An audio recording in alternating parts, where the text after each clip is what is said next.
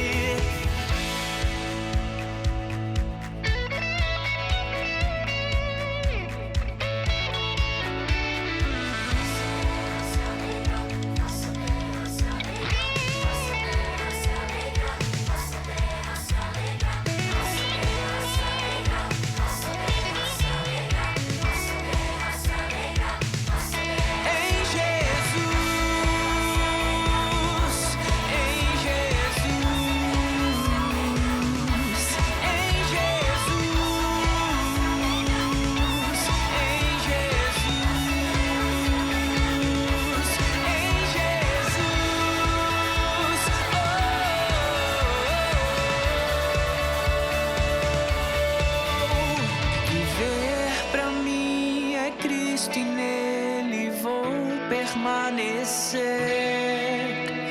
levar ao mundo a alegria que me faz viver. E assim eu vou seguir até que a terra se alegre em ti, Jesus, se alegre em ti.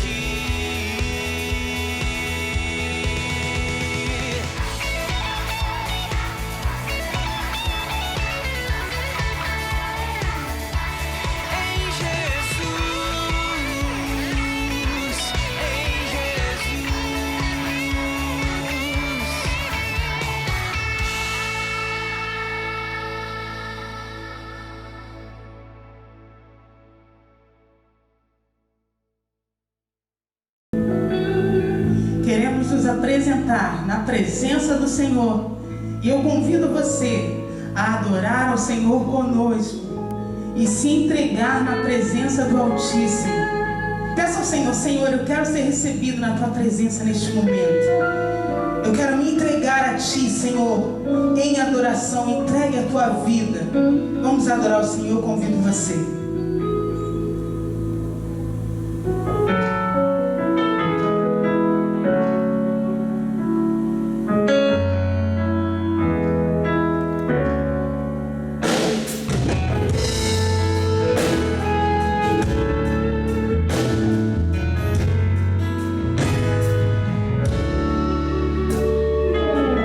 Quero me apresentar a Ti, ó Deus, te ofertar em louvor, me entregar, me derramar e os Seus planos cumprir. Que possas achar em mim a voz que deseja ouvir, que toca o Espírito, abre os céus e enche o teu coração. Ser conhecido, marcado por transformação, aprovado pelo fogo, habilitado pela unção. Sabe todos os meus dias, e pra vida e para a morte eu vou andar com Deus. O Senhor conhece os que são seus, ouve a voz sincera de um adorador, e separou o amor do seu altar para servir. O Senhor conhece os que são seus, ouve a voz sincera de um adorador, e separou o amor do seu altar para servir.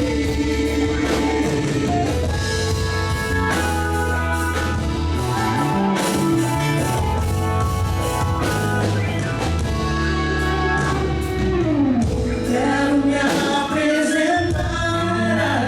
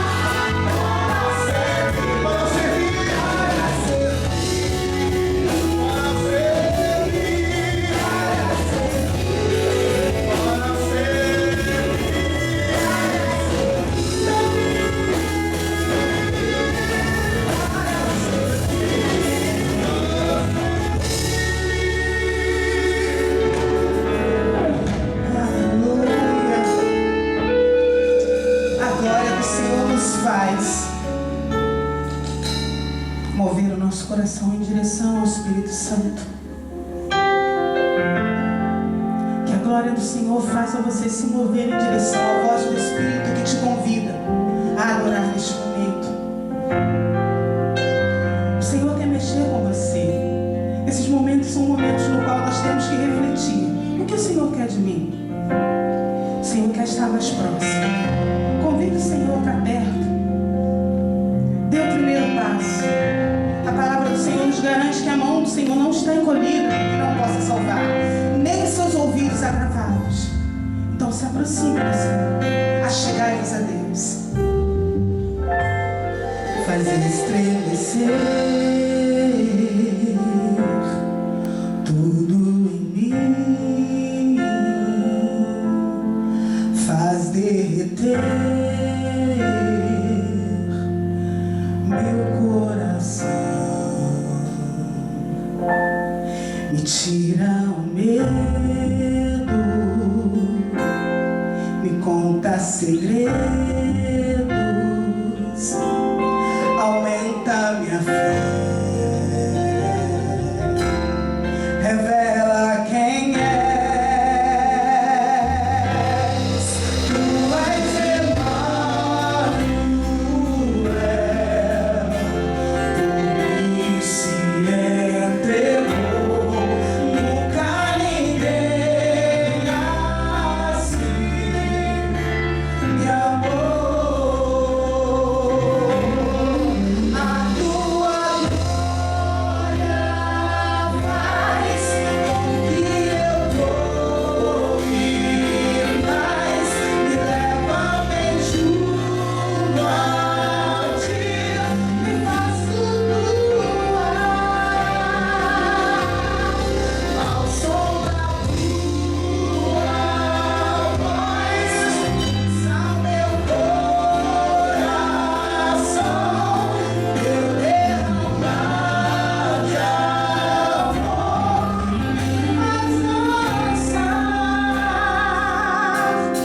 faz estremecer por mim, faz derreter meu coração, tira o medo, me conta segredos, aumenta minha fé, revela quem é. Tu és Emmanuel, o que se entregou, nunca ninguém assim me amou. A tua glória faz com que eu vou ir mais, leva-me junto a ti, me faz flutuar ao som da tua voz, só levou meu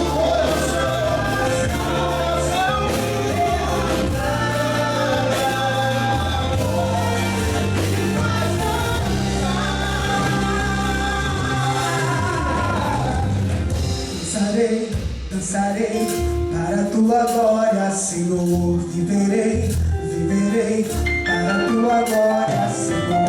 Dançarei, dançarei para a tua glória, Senhor. Viverei para a tua glória, Senhor. Dançarei, dançarei para a tua glória, Senhor. Viverei, viverei para a tua glória, Senhor. Dançarei, dançarei para a tua glória, Senhor. Viverei, viverei para a tua glória, Senhor. Dançarei, dançarei para a tua glória, Senhor.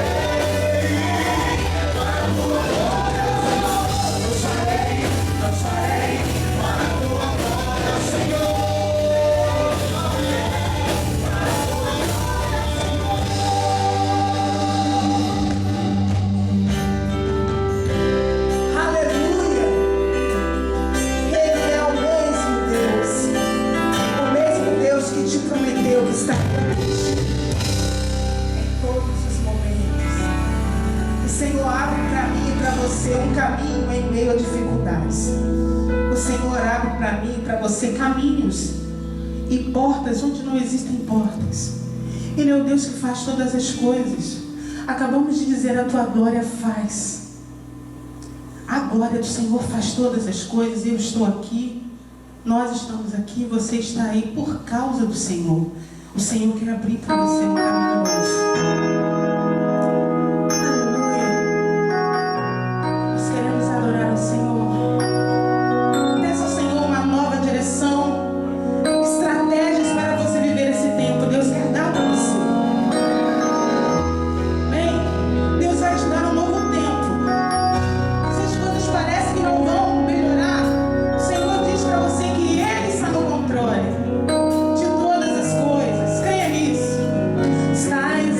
Aqui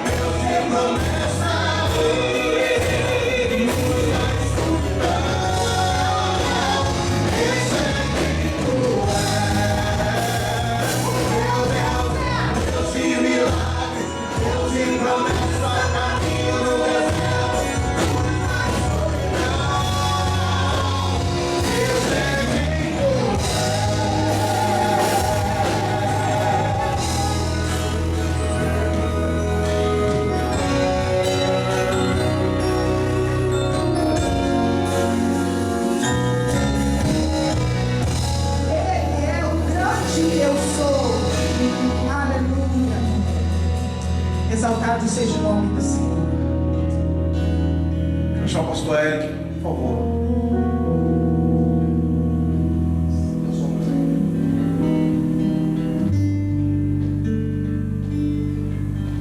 Tenho certeza que a nossa igreja está sentindo muita saudade dessa música. E é uma música que eu quero louvar aqui com você.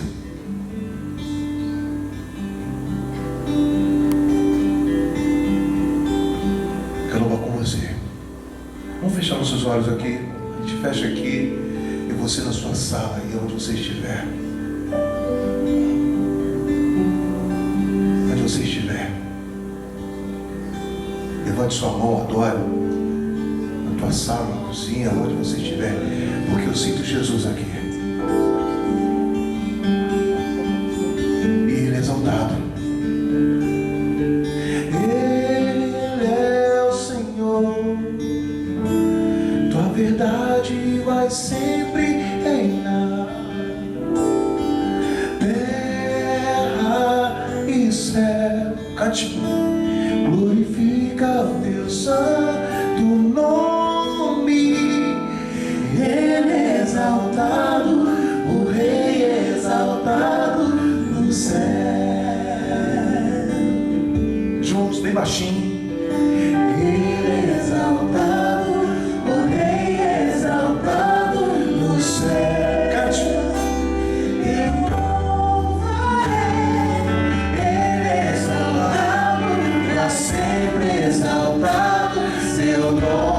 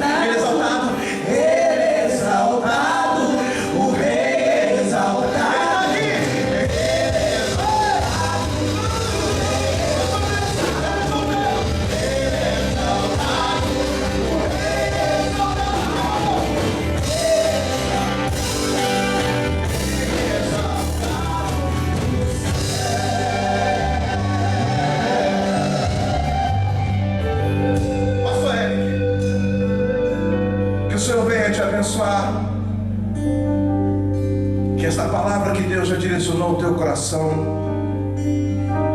falará em nossos corações.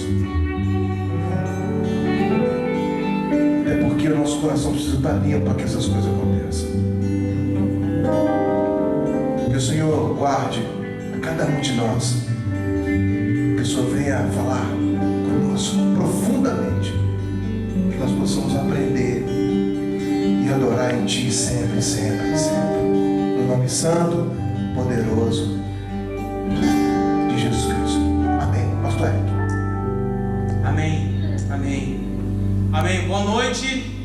Que Deus te abençoe. Muito bom ter aqui você aqui com a gente nessa noite maravilhosa no qual nós estamos louvando a Deus juntos.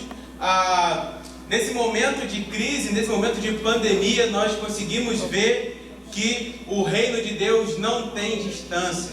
Então, você aí na sua casa, você aí onde você está, juntamente com a gente, nós estamos louvando e engrandecendo o nome do nosso Senhor Jesus Cristo. Amém? Então, meus queridos, por favor, abram as suas Bíblias no livro de Provérbios, capítulo 4, versículo 23. Provérbios 4, versículo 23. Nós estamos vivendo em um momento no qual há uma grande pandemia, né, na humanidade, nessa questão do Covid-19. Mas nesse momento parece que nós fomos pressionados ou levados, melhor dizendo, a olharmos para dentro de nós e nós vermos aquilo que de fato é essência e aquilo que de fato nós estávamos produzindo muito, fazendo muitas vezes, deixando alguns detalhes de lado. E nesse momento no qual nós precisamos ficar em casa, nós estamos observando e analisando muita coisa na nossa vida.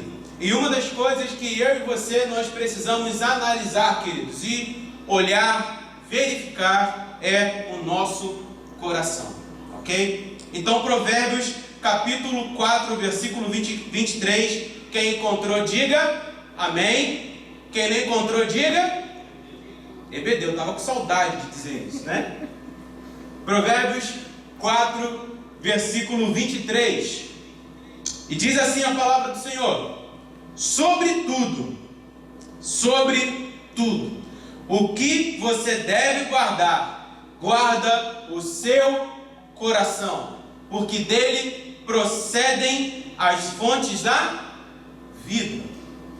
Porque dele procedem as fontes da vida. Se a sua versão é a Nova Almeida atualizada, está dessa forma: de tudo que se deve guardar, guarda bem o seu coração.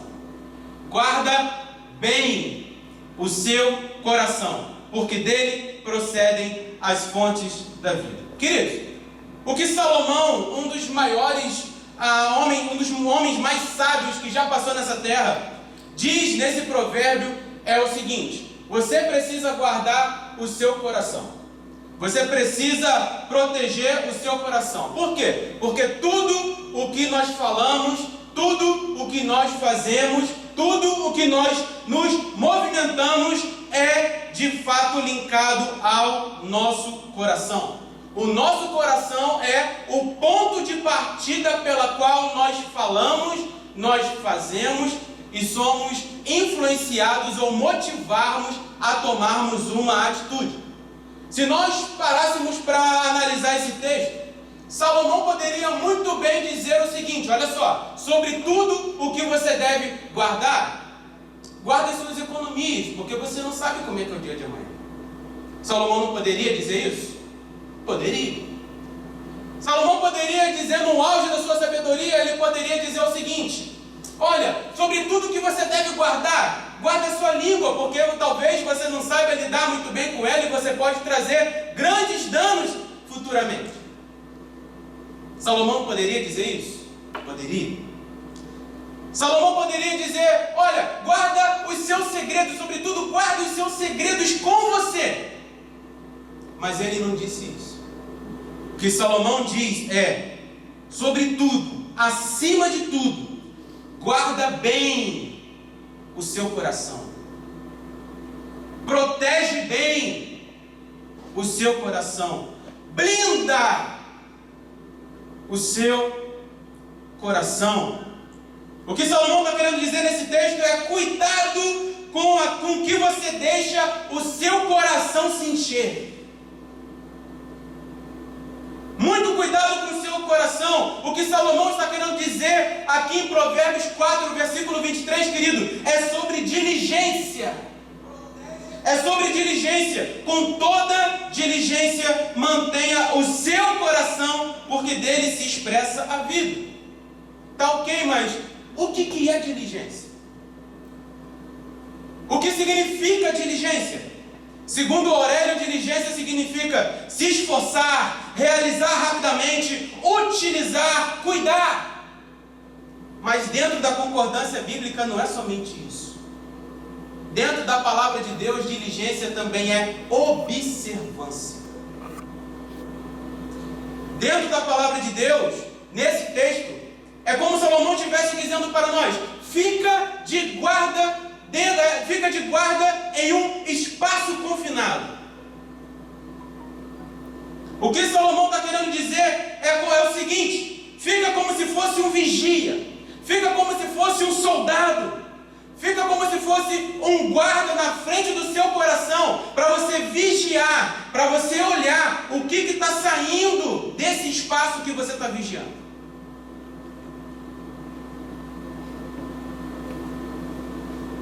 O que Salomão está querendo dizer para nós, querido, nessa noite é: guarda o seu coração, observa, porque o que sair do seu coração, de uma forma, vai se potencializar, vai gerar um nascimento, vai parir resultados, vai nascer frutos, irão gerar atos lá na frente, mas baseados nos sentimentos que você deixou sair do seu coração.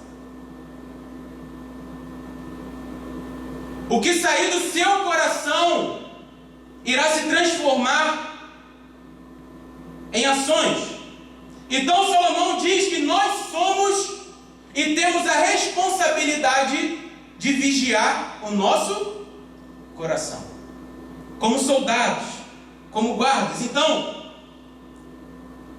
se Salomão diz para nós que nós somos os vigias do nosso coração, nós também somos responsáveis pelo que sai do nosso coração, mas também pelo que entra.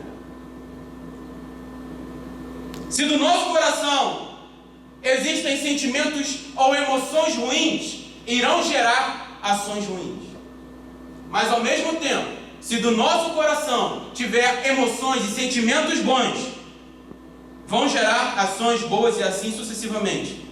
Então as nossas ações são um reflexo de quem somos e também da qualidade de como está o nosso coração. Pois bem, então por que eu preciso lidar bem com o meu coração?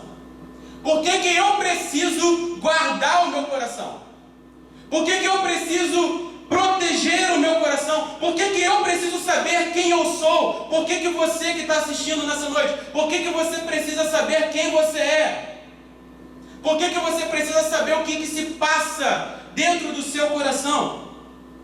Porque se eu não sei quem eu sou, se eu não sei o que se passa dentro do meu coração, eu me torno refém das expectativas que eu deposito sobre algo ou sobre alguém, para que essa expectativa me torne ou me dê o sentimento ou a sensação de vivo, de útil, que realmente de fato eu existo, e não de fato aquilo que eu já sou.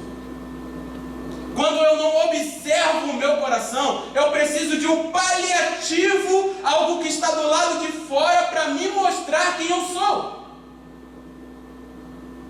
Por exemplo, a Bíblia diz que nós somos a nação santa. Amém, igreja?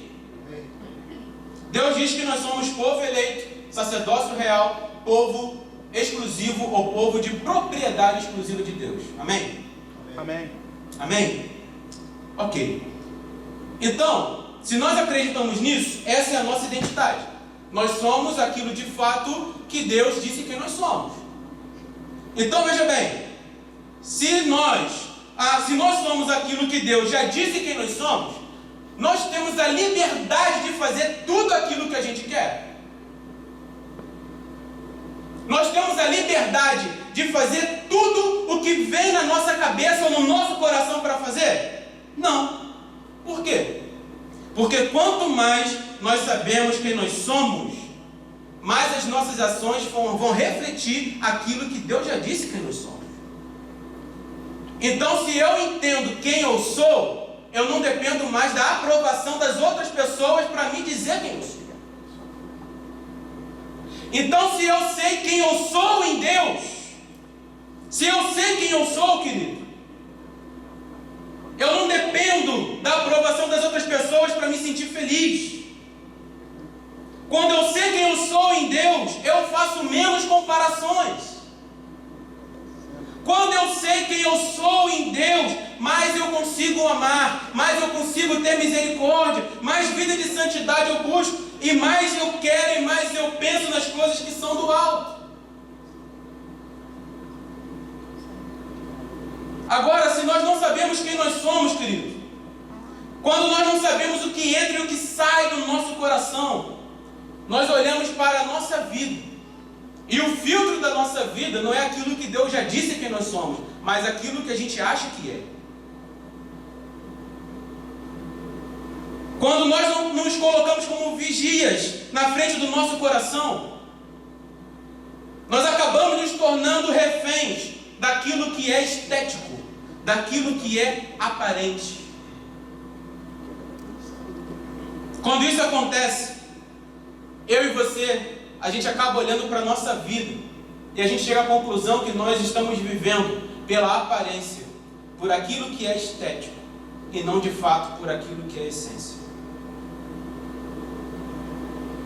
Então, quando eu não me coloco como vigia no meu coração, quando eu esqueço quem eu sou em Deus, começam a existir possibilidades infinitas de preencher esse vazio existencial que existe no ser humano.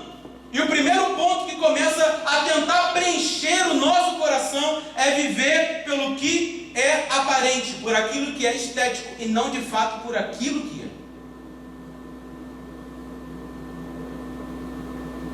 Repitam comigo, quando eu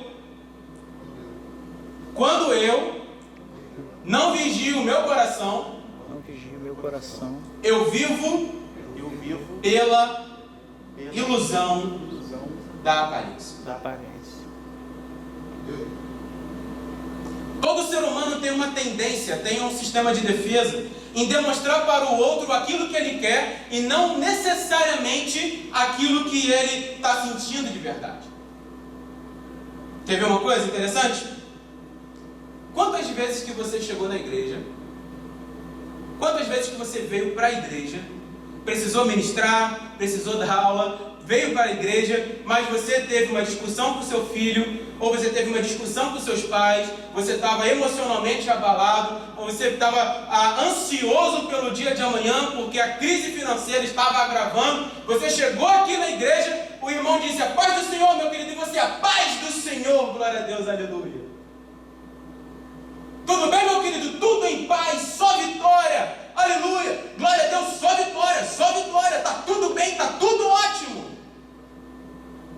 Aí quando acaba o culto, você volta para sua casa, os sentimentos voltam, os pensamentos voltam, e só Deus sabe o que acontece com você, com o seu travesseiro e com a sua lágrima que cai. Não somente na igreja, querido, mas em todos os ambientes onde você está, seja no seu trabalho, seja na sua família, seja na rua. A gente pergunta, está tudo ótimo? Está tudo bem, pastor? Está tudo bem mesmo? Tudo? Tem certeza? Ah, pastor, não está não. Mas por que esse tipo de situação acontece? Por que viver pelo estético ou viver por aquilo que eu demonstro ser parece ser melhor para nós? Porque se você se sente bem no que demonstra e não no fato de colocar para fora aquilo que está te destruindo, querido. Porque numa sociedade esteticamente perfeita, ser imperfeito é uma aberração. Porque numa sociedade que tudo é perfeito, esteticamente perfeito, aparentemente perfeito, ser imperfeito é condenatório. Chega a ser uma agressão a uma perfeição institucionalizada.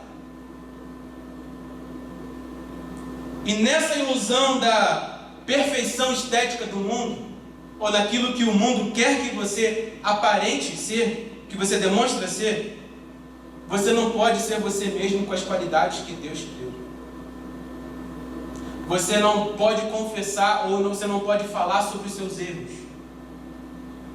Numa sociedade esteticamente perfeita, você não pode falar que você errou, você não pode falar que você pecou, e você não pode ser curado através da predisposição em se arrepender e ser curado daquilo que nos leva para mais longe de Deus. Então, querido, não viva por aquilo que é estético. Não viva por aquilo que é aparente. Por exemplo, Tiago 5, versículo 16 diz o seguinte: confessai, pois, os vossos pecados uns aos outros e orai uns pelos outros para serdes curados. Muito pode, por sua eficácia, a súplica do justo. Quem é esse justo? Esse justo? Aquele que foi justificado mediante a fé em Cristo Jesus, que morreu e ressuscitou e nos deu vida abundante. Ou seja, quem é o justo? Aquele que vive em retidão, aquele que guarda os mandamentos, aquele que ama a Deus, alguém que segue os mandamentos do Senhor. Então, quanto mais uma pessoa ama a Deus, quanto mais uma pessoa guarda os seus mandamentos, mais essa pessoa vive em retidão, mais essa pessoa vive de uma forma que seja agradável a Deus, mas também é uma pessoa que precisa saber lidar com os seus acertos, e precisa saber lidar também com os seus erros, e precisa também saber lidar com os seus pecados. Ou seja, aquele que foi justificado por Deus não consegue ver problema em falar dos seus defeitos. Aquele que entendeu que é dependente da graça de Deus, aquele que entendeu que nada mais importa do que Jesus Cristo, aquele que é maduro espiritualmente, investe tempo no relacionamento com Deus, também confessa os seus pecados, mas também procura pessoas maduras para confessar seus pecados. Outra pessoa que foi justificada, que foi salva, que foi redimida também. São essas pessoas que nós devemos procurar para confessar nossos pecados e conversar sobre nossos erros. Agora, se eu olho para o meu lado e não vejo ninguém, se eu olho para o meu outro lado, não vejo ninguém, se eu olho para trás de mim e não vejo ninguém que seja um maduro suficiente, ou maduro espiritualmente, uma pessoa que eu consiga olhar para essa pessoa e ver Cristo nela, e eu não consigo enxergar, o erro não está nas pessoas, o erro está em mim, porque eu escolhi errado para ser meus amigos e está no meu círculo social. Então, se eu olho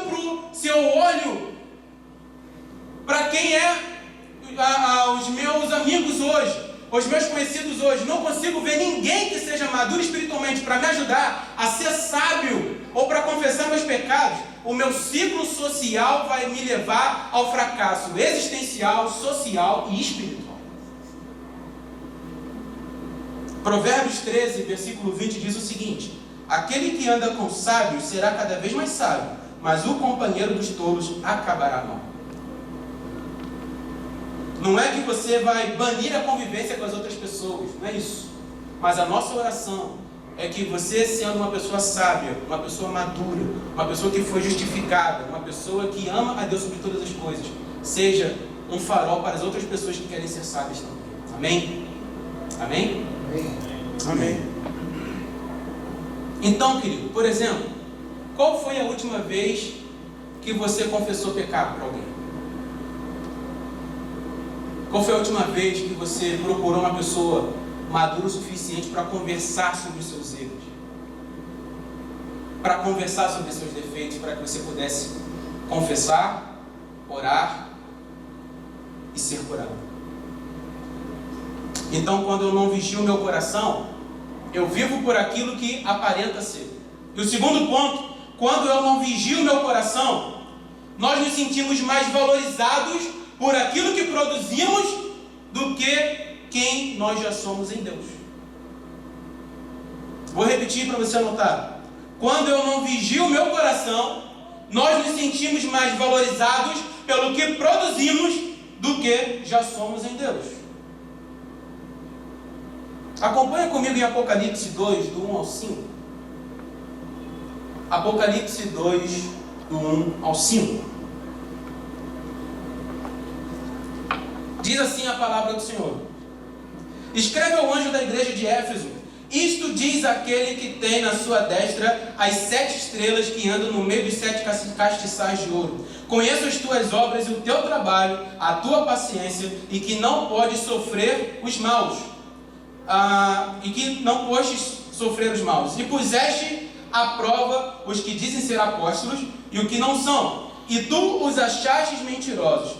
E sofrestes e tens paciência e trabalhastes pelo meu nome e não te cansaste. Tenho, porém, contra ti que deixastes o teu primeiro amor. Lembra-te, pois, de onde caístes, e arrepende-te, e pratica as primeiras obras. Quando não, brevemente a ti virei e tirarei do seu lugar o teu castiçal, se não te arrependeres. O interessante, queridos, nesse texto é o seguinte: para todas as igrejas da Ásia Menor, Jesus diz a mesma coisa. Para todas as 7 igrejas da Ásia Menor, Jesus diz: eu conheço as tuas obras. Para todas elas, eu conheço as tuas obras. Porém, a palavra grega que João usa aqui para obras não é somente uma tarefa realizada, não é somente uma ação, não é somente uma produção feita pelos seus próprios esforços. Essa palavra grega chamada ergon significa uma ação realizada baseada em um desejo interior. Ou seja, é uma manifestação de um desejo, de uma intenção interior. Correto?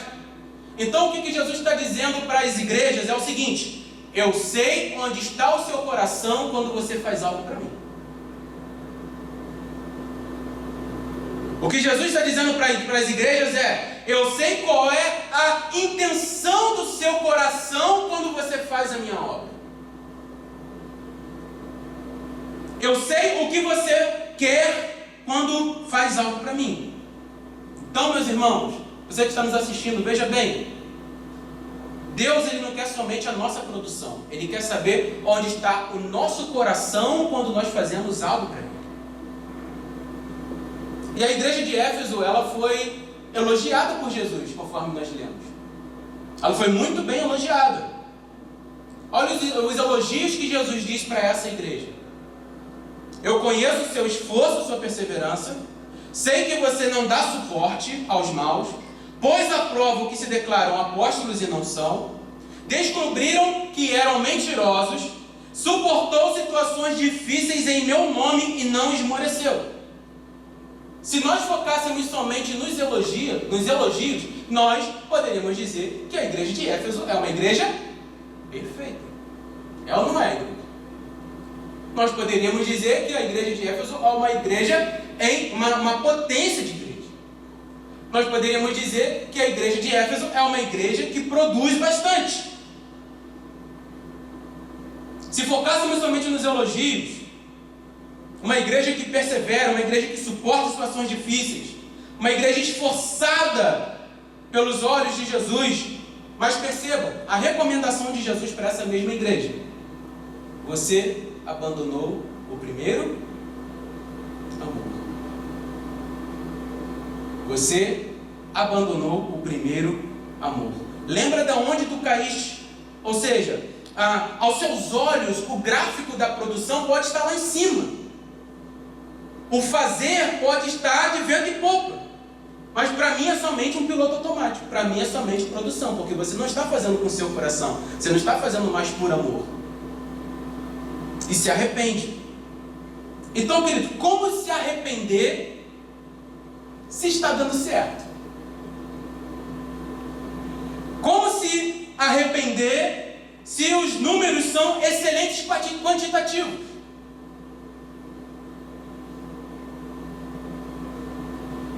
Então, o que vale mais para mim e para você, meu querido? O que vale mais para nós?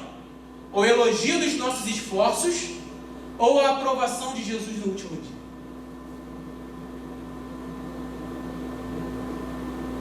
Uma igreja esforçada, perseverante.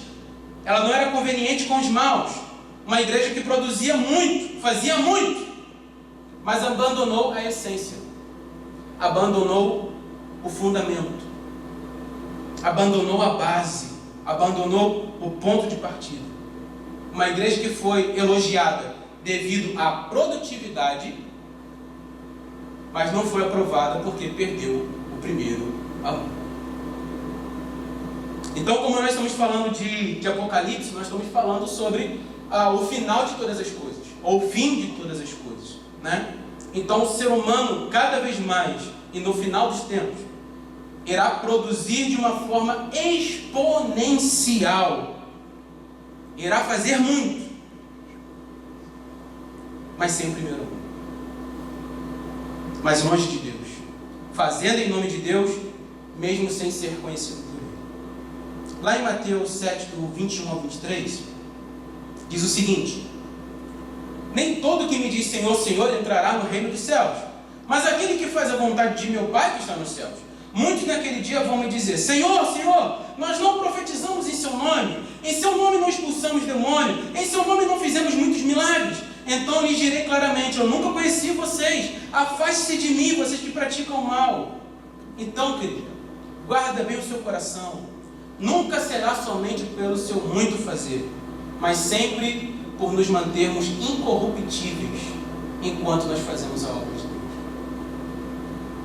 Se não vigiarmos o nosso coração, nós teremos a audácia de achar a avaliação de Jesus naquele dia, de mostrarmos a nossa mão para Ele e Ele dizer: nunca vos conheci, mesmo sem antes nós termos dado o nosso coração de verdade para Ele. Então, repita comigo, igreja. Primeiro, seja. Depois, faça. Primeiro seja e depois faça. Quando nós não vigiamos o nosso coração, nós baseamos a nossa vida por aquilo que aparenta ser. Quando nós não vigiamos o nosso coração, nós queremos ser valorizados por aquilo que nós produzimos e não de fato por aquilo que Deus já disse que nós somos. O terceiro ponto para a gente fechar: quando nós não vigiamos o nosso coração, nós nos distraímos facilmente pelas situações adversas da vida. Quando nós não vigiamos o nosso coração, nós nos distraímos facilmente pelas situações adversas da vida. 1 Reis 19, acompanha comigo na sua Bíblia, querido, por favor. 1 Reis 19, do 1 ao 4. Quem está entendendo, diga amém. Amém.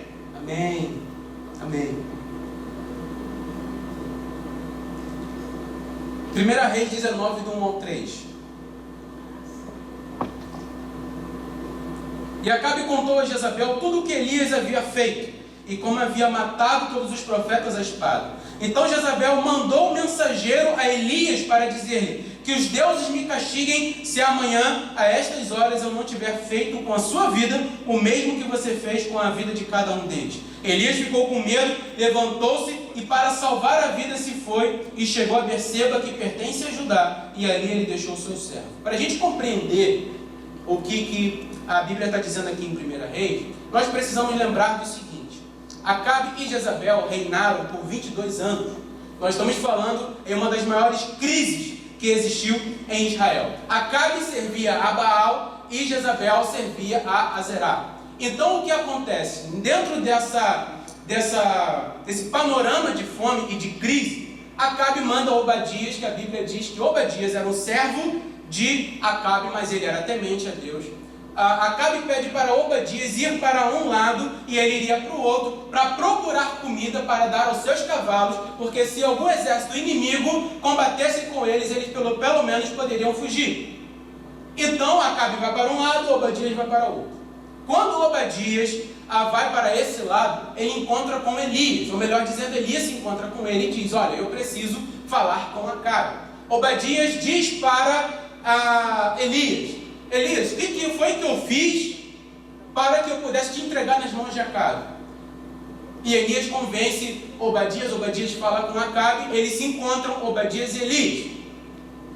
E o que acontece? Agora, 450 profetas de Baal, 400 profetas de Azera, ou Azerá, o povo de Israel, todos juntos, e é feita uma proposta o Deus que responder com fogo, esse será o verdadeiro Deus.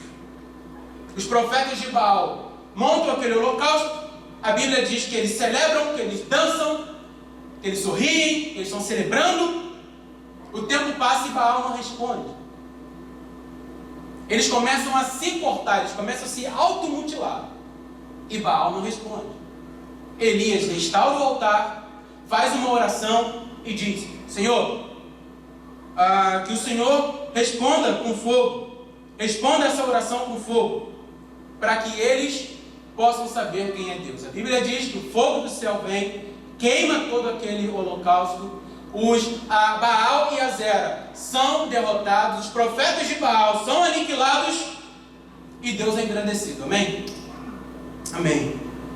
Pois bem, Acabe, ao saber disso tudo, conta para Jezabel tudo o que aconteceu, e Jezabel manda um mensageiro e faz uma ameaça a Elias: que os deuses me castiguem se amanhã a essa hora eu não tiver feito com a sua vida o mesmo que você fez com a vida de cada um deles.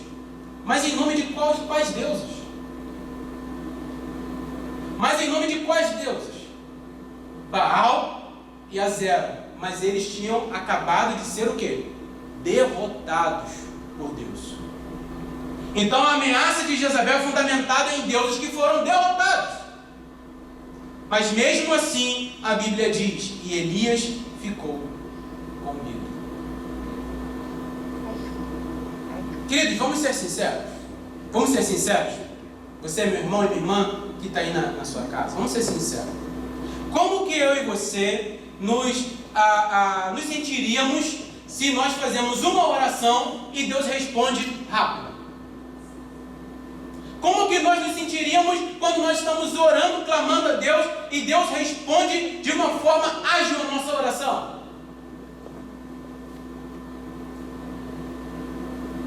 Se fosse nos dias de hoje, nós poderíamos dizer que o ministério profético de Elias estava no auge, estava no ápice. Era um ministério de sucesso. Ele acaba de orar e sobrenaturalmente o fogo do céu vem e todos enxergam com seus próprios olhos o agir de Deus e a resposta de Deus. O fogo acaba de cair do céu com resposta de oração, mas Elias acaba de ficar com medo por causa de uma ameaça. Por que isso acontece? Porque por um breve momento de distração, queridos, por um breve momento de distração, Elias permite que entre no seu coração uma ameaça. E ele, por um breve momento, ele se esquece de quem ele era e de tudo aquilo que Deus já tinha feito através da vida dele. Muitas das vezes nós falamos sobre os profetas e de quanto que Deus usou, mas poucas vezes nós falamos sobre a humanidade dos profetas.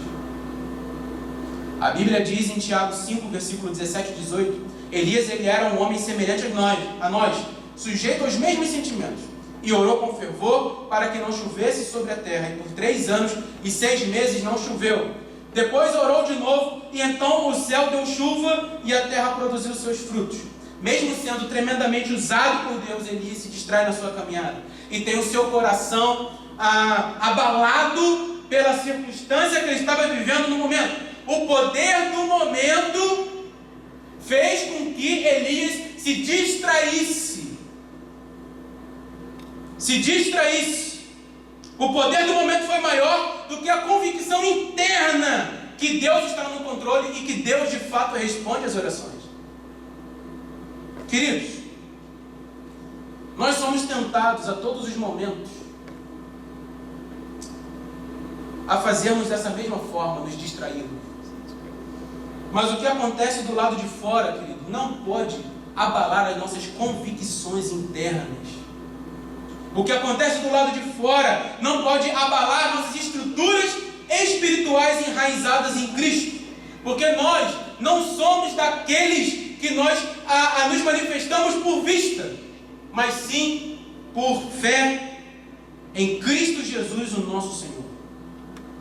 Elias se distrai. Por um breve momento, a ameaça de Jezabel é muito maior daquilo que ele acabou de ver Deus fazendo. E preste atenção, queridos, preste atenção nisso. Elias se distrai, Elias teve medo, 1 Reis 19:3. Do medo generalizado ele foge, 1 Reis 19:3. Ali deixa o seu servo, vai para o deserto. E agora, em isolamento, ele pede a morte para Deus. 1 Reis 19:4. Basta, Senhor, tira a minha vida, porque eu não sou melhor do que os meus pais. Uma distração. Olha, percebam a linha do tempo da vida de Elias. Ele se distrai, da distração tem medo, do medo ele foge, do foge ele se isola, e do isolamento ele pede para que Deus tirasse a vida dele. Um dos maiores vultos do Antigo Testamento pede para que Deus tirasse a vida dele.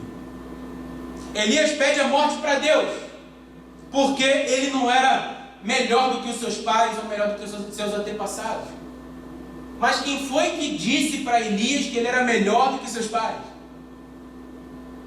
Quem foi que disse para Elias que ele era melhor do que seus antepassados?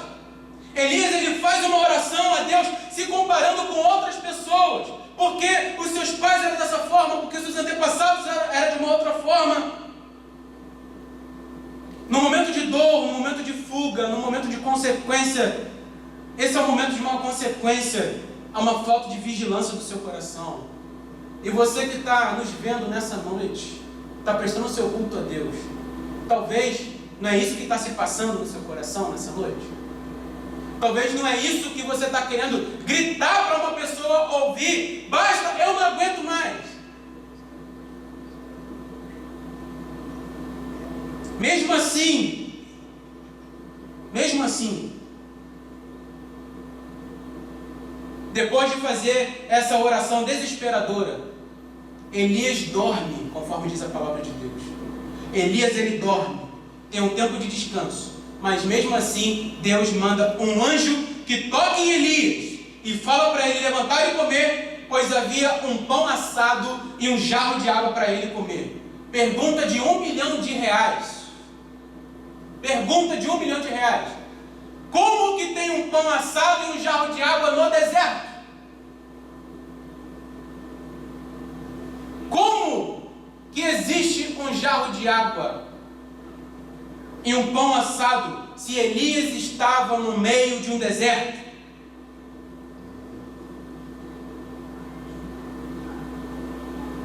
Mesmo que você não veja, mesmo que você esteja vivendo uma crise existencial nesse momento, mesmo que dentro de você ache que não tem, sua vida não tem valor, Deus está cuidando de você mesmo que você não veja. Deus está cuidando de você. Deus sabe o que você precisa. Você pode estar dormindo, talvez você não veja, mas Ele está cuidando de você. Um pouco mais à frente, Elias, ele faz uma oração a Deus em 1 Reis 19:14, para nós concluirmos. Tenho sido muito zeloso pelo Senhor, Deus dos exércitos, porque os filhos de Israel deixaram a tua aliança, derrubaram os teus altares e mataram os teus profetas à espada. Só fiquei eu, Senhor, e eles estão querendo me tirar a vida.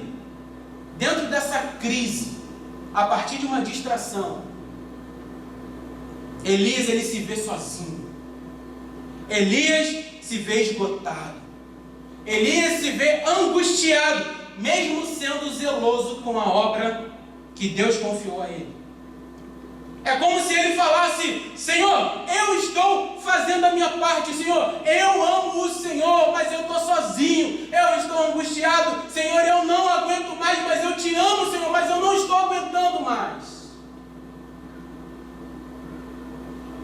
Eu estou lutando sozinho, Deus me ajuda, por favor.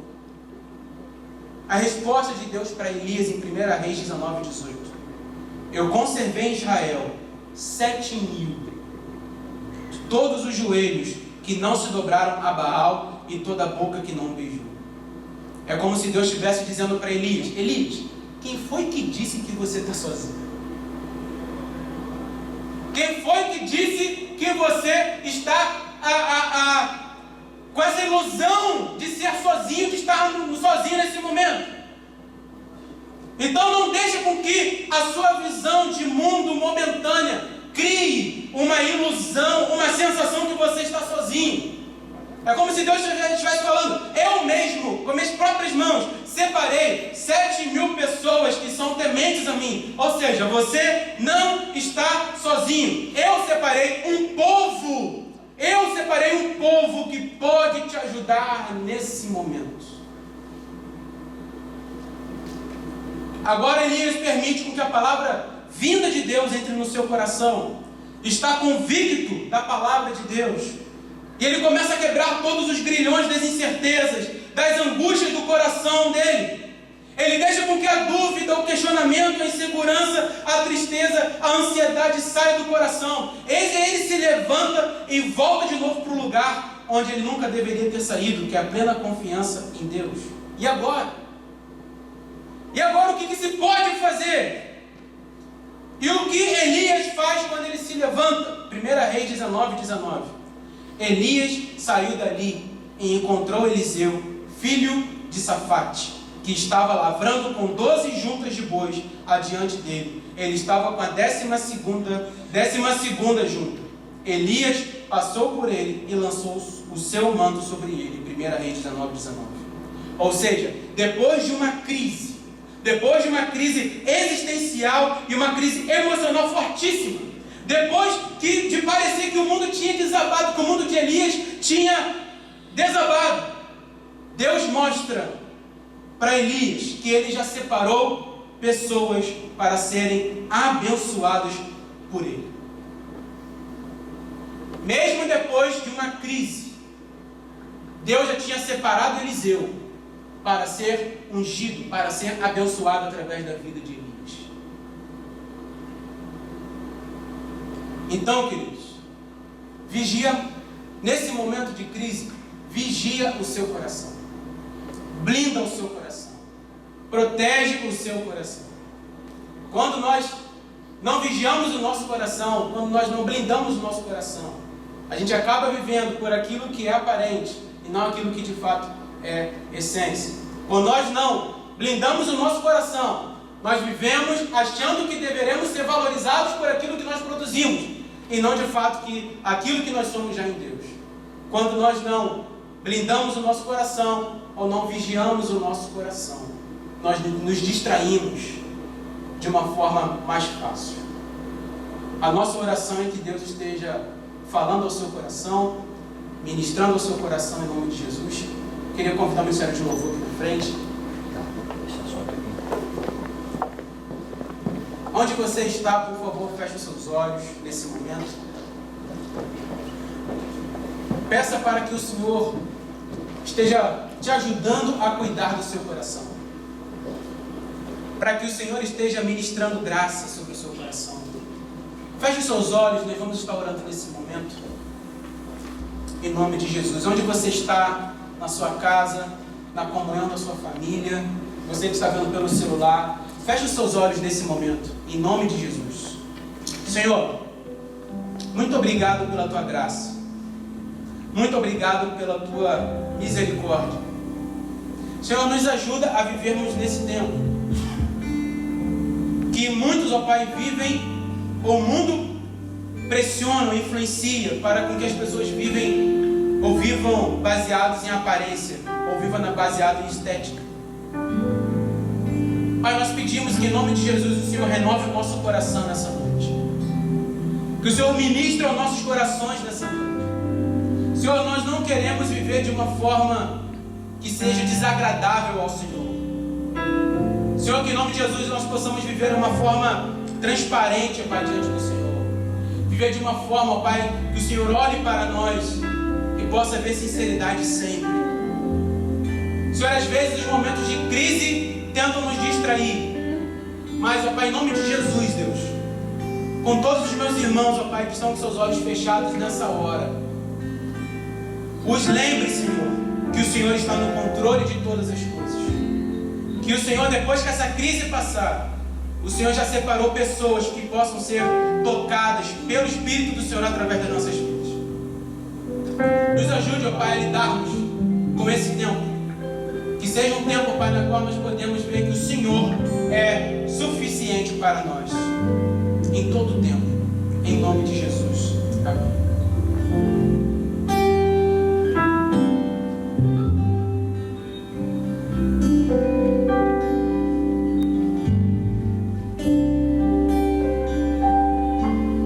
Se tu olhares, Senhor, para dentro de mim, nada encontrará de bom, mas uma coisa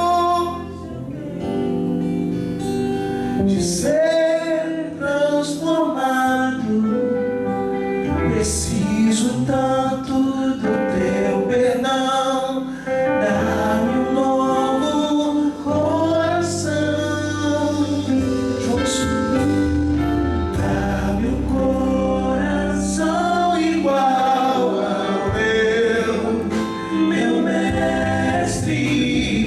Dá-me um coração igual ao teu coração disposto a obedecer, cumprir todo o teu querer. Dá-me um coração igual ao teu.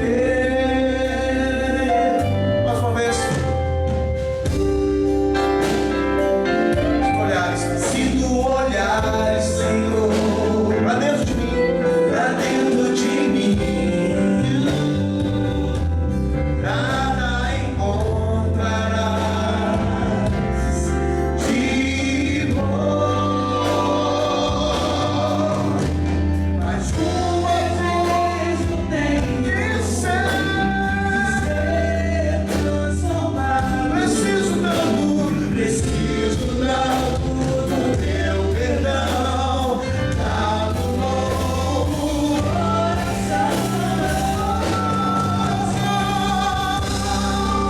coração igual ao meu mestre. Dá-me um coração igual ao teu coração disposto a obedecer, cumprir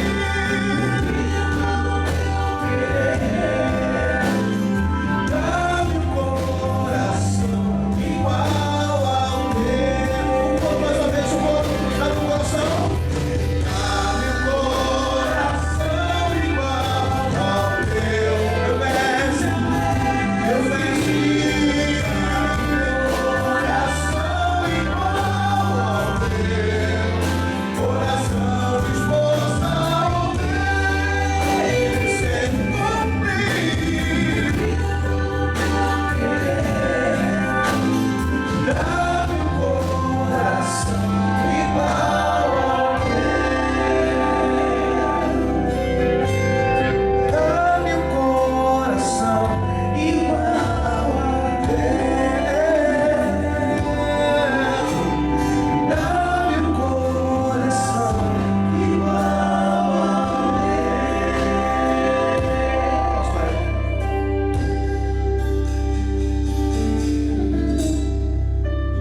Onde você estiver, levante suas mãos em nome de Jesus.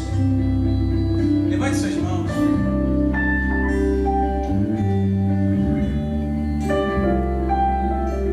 Que a graça do nosso Senhor Jesus Cristo, que o amor de Deus e que as doces consolações do Espírito Santo estejam com você e com a sua família, com a Igreja de Cristo aqui representada e com toda a Igreja militante e triunfante do nosso Senhor Jesus Cristo, e com o povo de Deus que se chama dessa forma